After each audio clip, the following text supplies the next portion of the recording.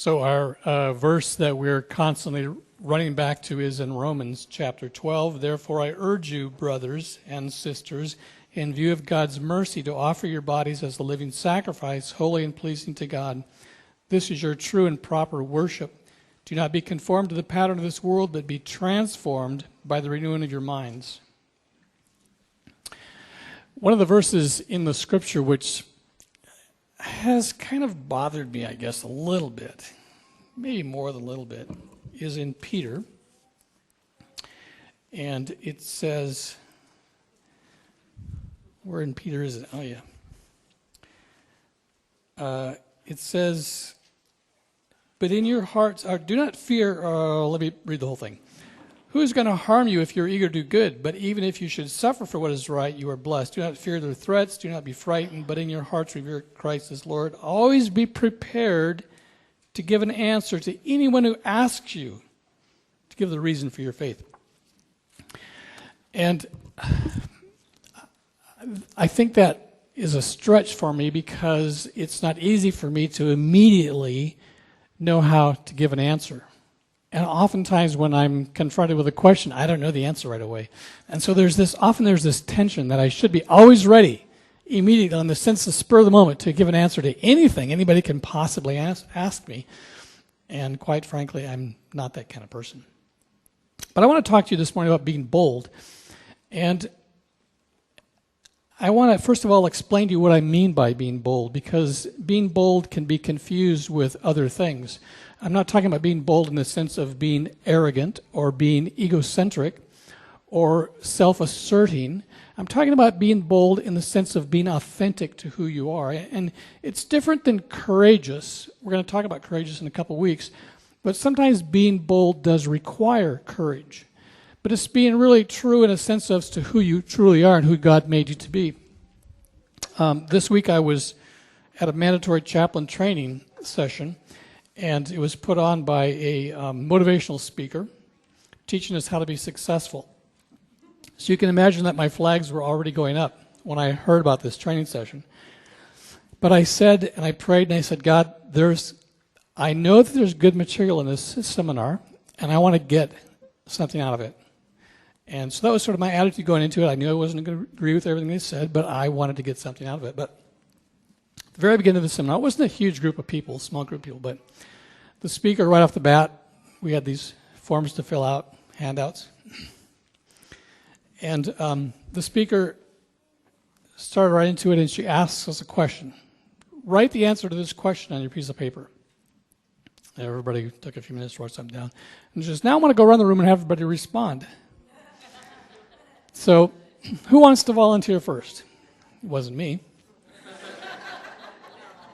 Went through everyone in the room. We all had name tags.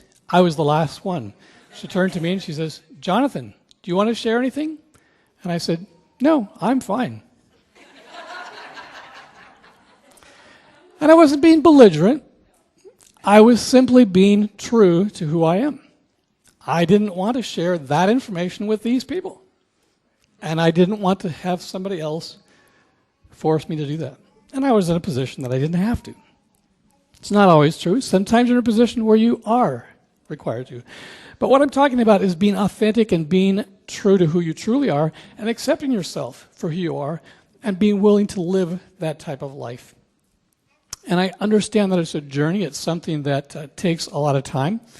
And it's something which is unique for every one of you. No two of you think exactly the same way. You know, we use these broad categories of introverts, extroverts, but in reality, every single one of you thinks differently. You process information differently. You respond to the environment differently. You respond to other people differently. You respond to being asked questions like that differently. So the journey is understanding who God truly made you to be, and once you understand that, determining to be that person and be authentic and in a very real sense as to who you are. In order to do that, in order to look at that process, I want to take you and look at this person that we talked about, Esther.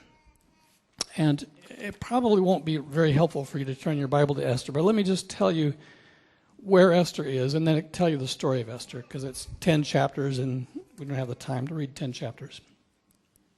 So in the history of Israel, you, of course, have, they get out of Egypt. They go through this 400 years of ruled by the judges, and then they come to rule the kings.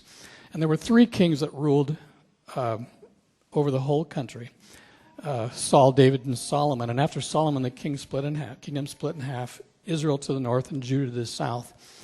And it went along, mucking along for quite a while until God finally exhausted all of his patience and allowed the Assyrians to come in and carry off all the people in the north. They didn't carry them all off, but a lot of the people from the north were carried off into captivity, probably maybe half of the people that were living there.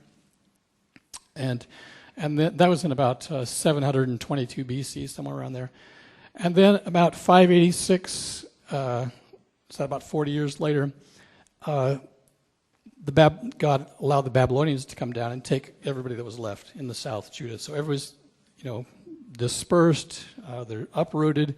Many of them are carried off into what is later be called the Empire of Persia.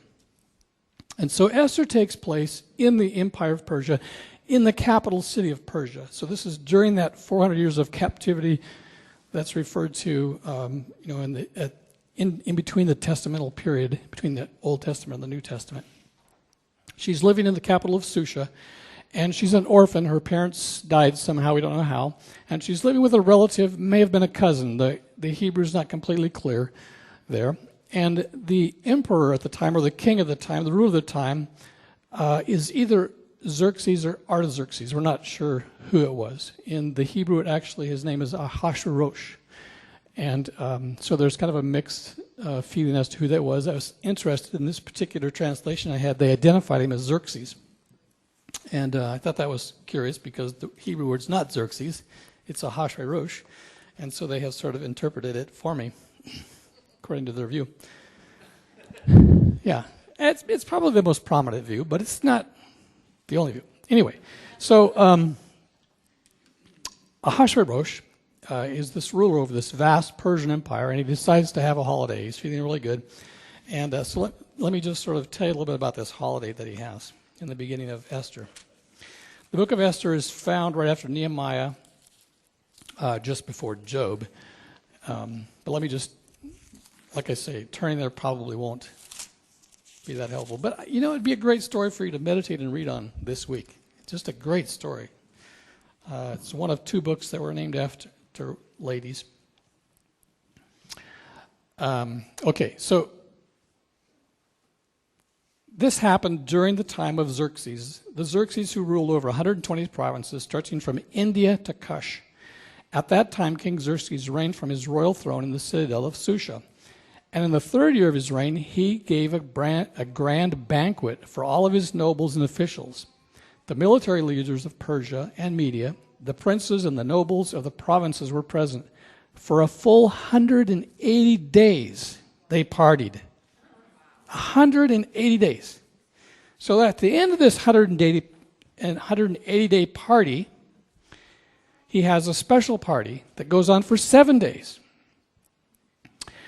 When these days were over, the king gave a banquet lasting 7 days in the enclosed garden of the king's palace for all the people, from the least to the greatest, who were in the citadel of Susha. The garden had hangings of white and blue linen, fastened with cords of white linen and purple material to silver rings on marble pillars. There were couches of gold and silver on a mosaic pavement of porphyry, marble, mother of pearl, and other costly stones. Wine was served in goblets of gold, each one different from the other, and the royal wine was abundant, in keeping with the king's liberality. By the king's command, each guest was allowed to drink with no restrictions, for the kings instructed all of the wine stewards to serve each man whatever he desired.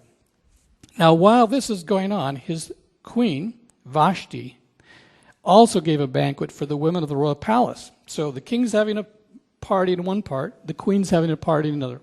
And she's got all the wives there. She's hosting this party. On the 7th day, after a week of no end to wine, the king comes up with an idea. I have the most beautiful woman in the world, and I want to show her off to all these other men. So he sends orders for the queen to come and display herself in all of her finery and her beauty, and she's renowned for her beauty. So he sends some of his men over to get her, and she says, I'm not going.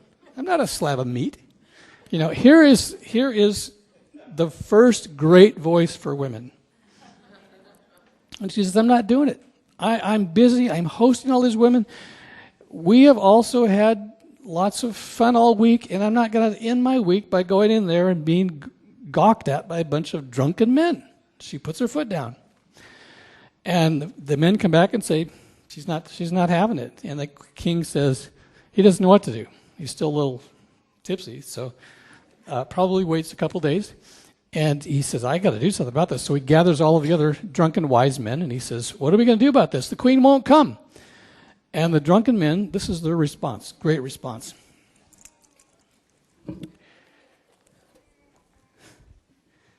So here's the spokesman.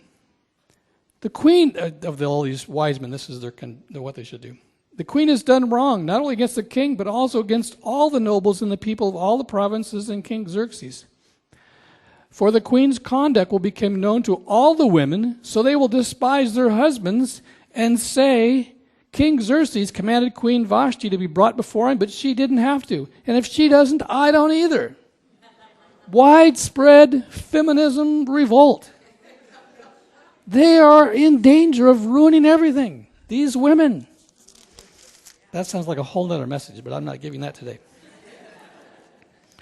Okay, so the story proceeds, and there's a beauty contest, and Esther comes into the story. And Esther's name is not actually Esther, it's something else. Hebrew name, but she's also called Esther, and she is an orphan. She's been raised by a cousin or relative named Mordecai, and they scour the countryside looking for gorgeous young female girls, and she's caught up in the net and brought into this process.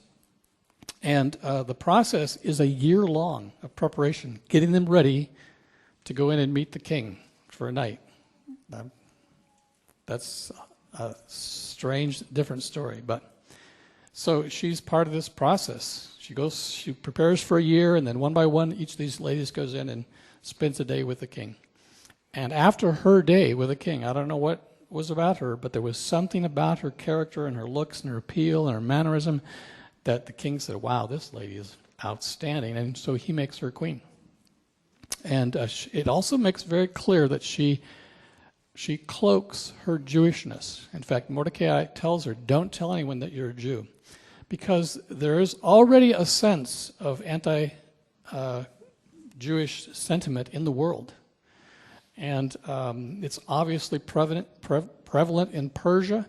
And they are being discriminated already, and so he doesn't want anyone to know in authority that she's of Jewish descent because it could cause problems.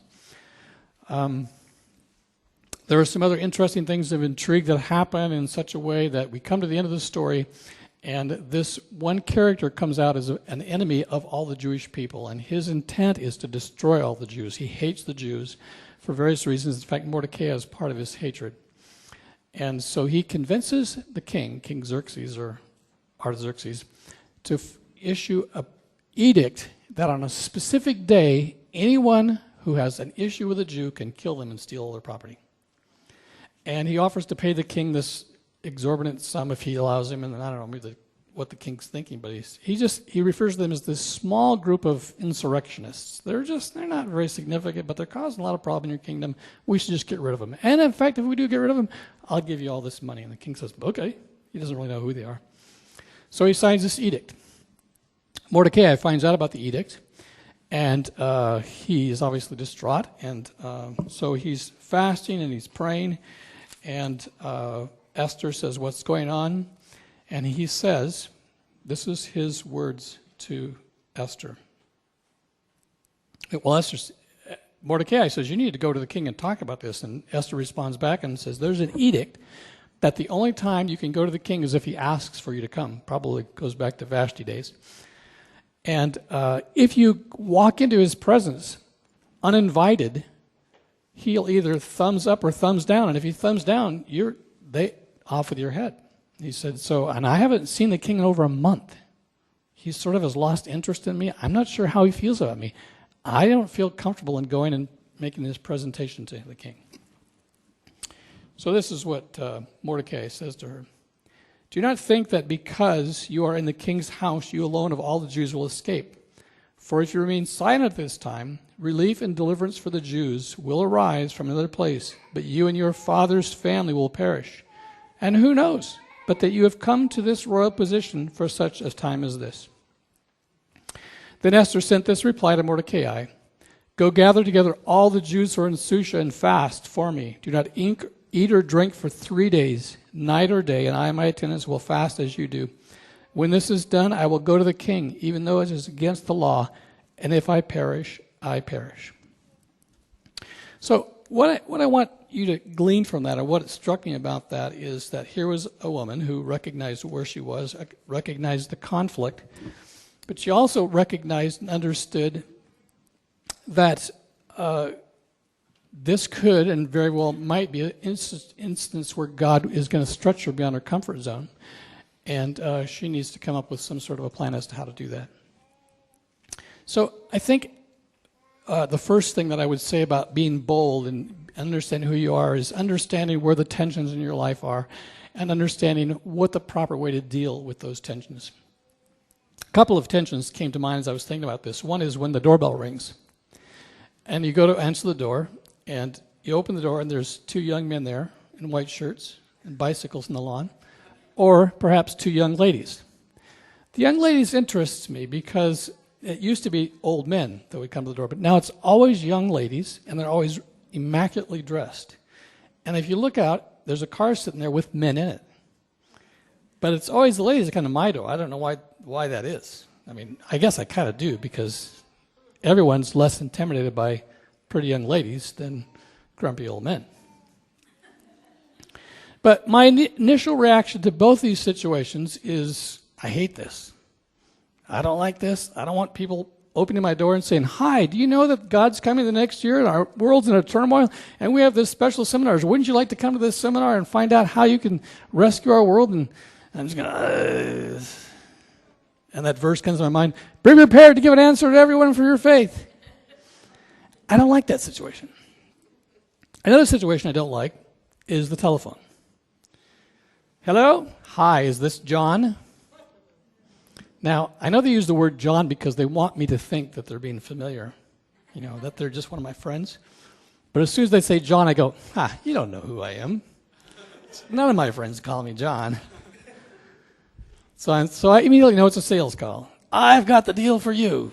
These blades will cut through chainsaws or whatever. And I've got 20 of them sitting here left over, and I'd like to ship them out to you today. I don't like those kind of calls either. So in this process of learning who I am and learning situations in my life, I have come to realize that I need to prepare for situations like that. And the first thing that as I was thinking about that and praying about it, God spoke to me and said, you know what? These people aren't your enemy. Those people that are coming to your door aren't your enemy. They may be working for the enemy, but they're not the enemy. And you know those people that call you? They're not the enemy either. They're just people that are trying to make some money. Maybe that's the only job they could possibly find. I don't know where they're calling from, but maybe that's the best paying job in their neighborhood. Maybe that's the only job, and they're trying to make a living. They're not your enemy. Their company might be your enemy, but they're not your enemy. So first of all, stop treating them as if they're the enemy. If you can't do anything else, at least be polite to them. So, depending on my mood, I open the door, or I don't even open the door. I don't feel compelled anymore that I have to open the door to everyone that rings my doorbell. I have these great places I can look and see who's out there. If I don't know them, and if I feel overwhelmed and I just don't feel like talking, I don't. If I'm feeling gregarious, I might open the door. And then I have a strategy as to how I approach them. I'll tell you about that later. The same thing is true of salespeople. I used to drive me crazy, and it still bothers me a little bit. And quite honestly, this no-call registry thing, that's worthless. It doesn't work. These people call me every day. For 2 weeks, I reported them every day. I go online, put all the information down their phones. Next day, there they call me again. I would talk to the supervisors, put me on your do-not-call list. Next day, they'd call me again. This doesn't work. And the number's different every time, too. I don't know how they do that. It's have 1 million phones. So anyway, I got beyond that, and I said, you know what, it's just going to happen. It's just part of having a landline. So the first part is strategy. And what I've discovered about both instances, one of the strategies that works well for me is questions. And I don't try to provide answers, but questions are really helpful. And if you notice through the life of Christ, he used questions a lot. And I can come up with questions that can completely change the situation. And they may have nothing to do with what they're there about. I may open the door and say, I ask them, hey, what are your names? What are you doing? Do you live in this area? Are you in school? And just start talking about other things. Completely ignore the topic. Or listen and then change the subject. And I do the same thing with sales calls. Sometimes they're amusing. Sometimes I take them in directions that are really amusing. But what I usually will do is immediately ask them what their name is. Hi, John, I got some stuff. What was your name? My name's Pete. Hi, Pete. How are you? Well, I'm okay. How's your week been going? Hasn't been very good. Well, tell me about it. What's your life like? Where are you calling from? And then I might ask them about the weather. And I've talked to people for quite a while, and at the end of the conversation, I had no idea what they sold. I said, well, have a great day. And I hang up. But sometimes I will do bizarre things and leave them with a story that they'll talk about in the lunchroom later. But the point is, I'm beginning to see that they're not my enemy. And I don't have to talk to them. I can just let the phone ring and ignore it, let the answer machine deal with it and erase it later. Or I can treat them like a human and be kind to them and courteous. Because it's not, as I continue to remind myself, they're not my enemy. And they're not yours either. One of the other issues that often happens is that you find yourself in a situation like that seminar I was in, and people want immediate feedback. And in all honesty, later on in the day, when she asked again for group information, and she went around the room, and I was the last one, I could see she was getting mean. She was kind of going, "Hi, do you have anything you want to share?" And I did. I shared something because it was my decision. I didn't feel like I was being compelled, but I could share this, and so I did. So I think it's important if you're in those situations, and for some of you it may be a situation where it's your boss that's requiring this. I think it could be to your advantage to sit down with your boss and talk to the person about how you work, how your brain works, and how if there's going to be something come up that you need time to process this, that you can't just drop things on you. I was talking to a pastor recently, and he said he used to have an employee that they'd sit down for staff conferences. He never had anything to say. He'd bring up issues, and he just sat there, and he wouldn't say anything. And he was just about to fire the guy, and he asked him about it. And he says, "Well, honestly, I usually have something to say about it, but like the next day, I never can think of anything to say when you just drop them in my lap. But if I think about it for a day or so," so he started giving him a heads up. This is what we're going to talk about tomorrow. And he said it completely changed their meetings. Suddenly he had something to input. So that might be a helpful way for you to sort of figure out how are you going to go through life. And maybe it's with a partner, maybe it's with a friend, maybe it's with a boss. Understanding how you think, how you respond to situations, and then helping them to understand. In some instances, I can see where it might be beneficial for them, depending on relationship, to watch the Susan Cain video that I showed some time ago about how different people communicate and how people think differently. And I'm happy to give you that link if you're curious about it. It's just a TED Talk. Take 13 minutes. Wouldn't take a long time, but it would help any manager to understand different ways people think, because we all think differently, don't we? We're not all the same. Now, in some senses, as I said, you aren't going to be able to get out of it. You know, if a cop pulls you over and says, "Did you realize you were speeding?" You can't say, "Well, let me think about that, and I'll get back to you tomorrow."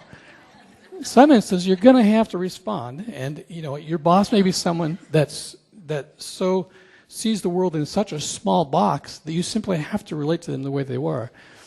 This seminar director was kind of that kind of person. You know, everything was in this box, and I think it was uncomfortable for her to think about somebody outside of that. This was her parameters of what successful life was like.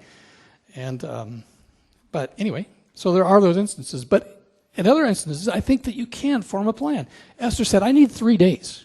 I need 3 days. The other thing about what she did was that she fasted and prayed. So then we find out what her plan was. And what she does is very strategic. She goes and stands outside the court waiting for the king to do the up or down. She's sitting there, might be dead today or not. And he gives her the thumbs up. So she goes in and she says, my queen, what would you like? I'll give you anything you want. What do you want? And she says, I just want you and this enemy, whose name is Haman. She doesn't identify it as the enemy or anything. King has no idea what's going on. But I'd like you and Senor Haman to come to my house for dinner today. Okay. And Haman's thinking, hey, this is great. They don't know she's Jewish. They just know she's a beautiful queen, and she's going to offer to make them dinner. Go to her house. She gives us this fabulous dinner. After the dinner, the king says once again, all right, anything you want. She says, well, what I'd really like is for you to come back again tomorrow and have dinner again. I'll make dinner for you again. And tomorrow I'll tell you what I'm thinking about. So her strategy, her plan included time for the king to move, included time for her to process what needed to happen, included time for all the circumstances to come together. And at the second dinner, she says, well, king, the reason that I wanted to come to you is to ask you to spare my life because there's someone who wants to kill me. And he goes, what? Someone wants to kill the queen? She goes, yeah. Who is it? It's Haman. He has passed an edict that all the Jews in your kingdom will be killed, and I'm a Jew. And so I'm going to be killed as well. And if it was just my life, it would be fine. But she said all of my family, all my relatives are Jewish, and so they're going to all be killed as well. And so anyway, I won't tell you how the story ends. You can read the book of Esther and see how it ends up. Great story. But the other part of this is understanding that God needs to be a component. So there was the fasting and prayer. There was the understanding and recognition that God made you unique, and that God will not only provide the resources. And Christ said that there are some instances when you stand before people and they ask you, God will give you the words to speak. There are some times that you can simply trust that God will speak to you and tell you what you need to say. And that requires faith and stretching as well. I heard a story this week about Tony Robbins. Anybody know who Tony Robbins is? Motivational speaker. I have no idea anything about his faith. He might be Buddhist, he may be Christian, I don't know. But this is a good story, so I'm going to use it. So he was at a conference in New York, and he was doing his motivational thing. And he told his staff, when I finish this talk today, it was Thanksgiving, and I want to deliver, I think it was 38 baskets of food to the needy in the Bronx. So he said, put these baskets together, find me a van, and right after I do my speaking, we're going to go deliver all this food. So after the speaking, he comes in, the baskets are all there, and they said, we can't find a van. We have searched every rental agency within 50 miles, no one has any vans. And they're in the hotel room, and he stands there for a minute, and he walks over to the window, and he says, come over here. What do you see? And they're standing there they don't want to acknowledge what he can obviously see. There's vans all over in the parking lot. He says, there are no vans available. They say there's no vans available. And Tony says, there's vans everywhere. They're just sitting there. We just need to find one. So he takes them out down to a street corner. They stand at a red light, and every time a van comes, he walks up and talks in the window and says, hey, Tony Robbins, we want to deliver a bunch of baskets of food. Would you be willing to take us in your van down to the Bronx to deliver these food? 20 minutes, 30 minutes go by. Numerous people said, no, I don't think so. And the staff are really uncomfortable. They say, this isn't going to work. Let's give up. And Tony says, no, this is a good thing. It's going to happen. And he uses the word like karma or, good. If you want good to happen, good will happen. In my thinking, it's God. If God puts something in your heart, God will work out the details. So anyway, this van pulls up. He knocks on the window, explains what he wants to do. He says, I'd be happy to help you. Jump in. He opens the door, and on the seat there's the guy's hat. He puts it on. Turns out he's a captain in the Salvation Army. He said, not only will I help you deliver the food, but I have a better place. I know people personally that can use this food. So he takes him down there, and they deliver all the baskets to people. And his point is that if you are doing, I'm putting my words in here now, but if you are on God's mission to be transformed into the person that God wants you to be, He will provide the circumstances, give you the courage and the opportunity to be stretched into what He wants you to be. Not somebody different, but the exact person that you want to be. Not that the world wants you to be. He says, don't be conformed to the world, but be conformed to what God wants you to look like. Stand up and let me pray for you. Lord, I thank you for the courage of Esther, for the boldness of Esther, for her recognition of who she truly was, and her ability to use her gifts, her personality, her mind to change the life of hundreds of thousands of people, perhaps. And I pray, God, that you do that for us. I pray that you continue the process of transforming us into meek people, transforming us into people who feel like they should be one thing when in fact we should be something else.